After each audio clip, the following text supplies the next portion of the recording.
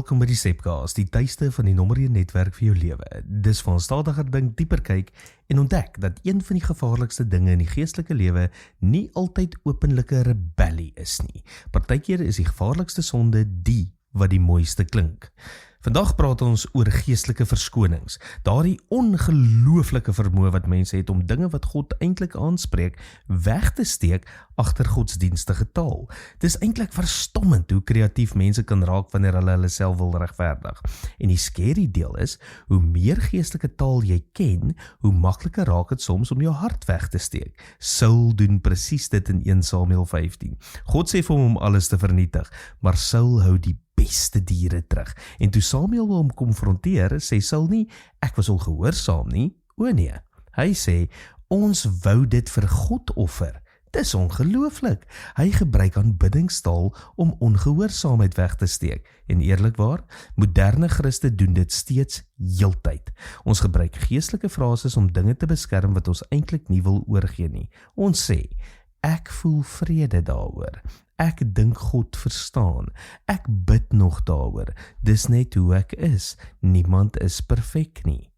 En natuurlik kan sommige van hierdie dinge waar wees, maar soms gebruik ons geestelike taal om te verhoed dat ons eerlik word. Dis hoekom Jesus die hardste was teenoor mense wat uiterlik geestelik gelyk het, maar innerlik onopreg was. Nie omdat hy mense wou verneder nie, maar omdat hy geweet het selfmisleiding is gevaarliker as swakheid. Swak mense kan nog hulp vra. Selfmisleide mense dink hulle is fine. En dis die probleem met geestelike verskonings. Hulle laat jou dink jy groei, terwyl jy eintlik net beter raak met wegsteek. Ons leef in 'n tyd waar image alles geword het. Mense vorm hulle beeld met filters en captions en hashtags en branding en aesthetics en wie weet wat nog.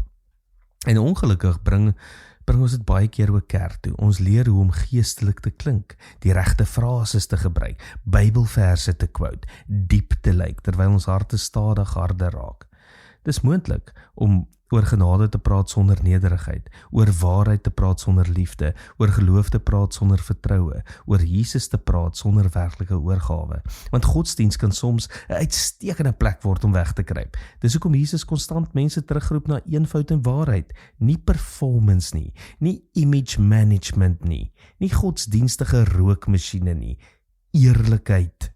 In Matteus 5 sê Jesus, geseënd is die wat rein van hart is, nie perfek van hart nie, rein, eerlik, ongedeeld. Want God word nie beïndruk deur die weergawe van jou wat jy probeer projekteer nie. Hy werk met die werklike jy, en dalk is dit wat so uitputtend raak vir baie mense, die konstante poging om geestelik okay te lyk. Dit maak moeg om altyd die beeld in stand te hou, dit maak moeg om altyd antwoorde te hê, dit maak moeg om altyd sterk te probeer lyk.